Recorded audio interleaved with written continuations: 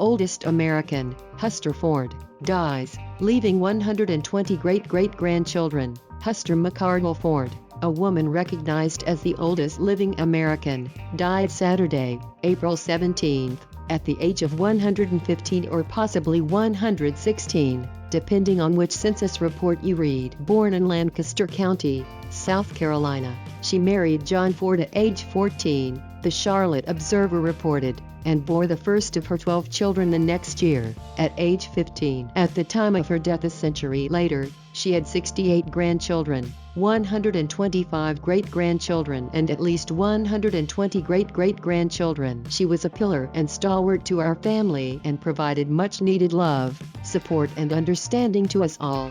Her great-granddaughter Nisha Patterson Pell said in an email to the Observer her family noted that some U.S. Census Bureau documents indicate that Ford was born in 1905, while others cite 1904 as her birth year. According to the Observer, either way, Ford became the oldest living American in November 2020 after the previous record holder, Alelia Murphy, died at 114 years and 140 days old, according to data compiled by the Gerontology Research Group, an organization that tracks supercentenarians, meaning people who live to age 110 or older. Hester and John Ford moved to Charlotte, North Carolina, around 1960, and following her husband's death in 1963, Hester Ford lived alone for many decades, until she was 108. She then moved in with family and spent her days singing with relatives, playing games, getting some fresh air and exercise, watching home movies and flipping through old photo albums.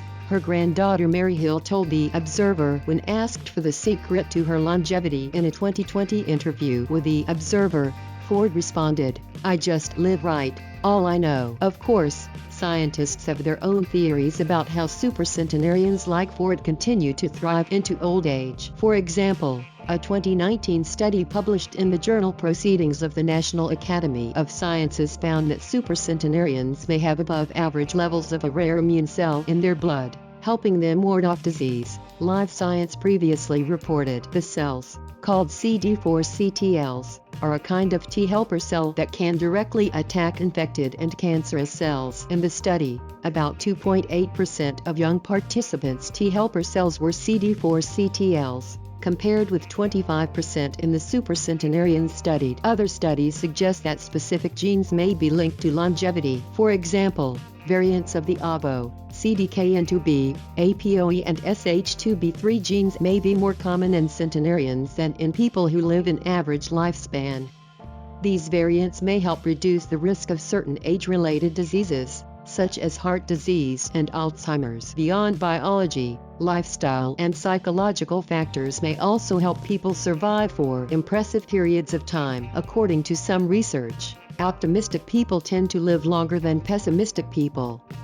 This may be because having a rosy attitude helps foster health-promoting habits and bolster resistance of unhealthy impulses. Granted, that may also be a bit of a chicken or the egg question. Certain diets have also been linked to longevity, but the science behind how a reduced calorie or moderate carb diet might extend lifespan, and in which people, remains fuzzy. For the record, Hill said her grandmother typically started her day with a breakfast of grits, pancakes, waffles or oatmeal, according to the Observer. Then, she'd have sausage or bacon with a side of eggs, a piece of toast and half a banana.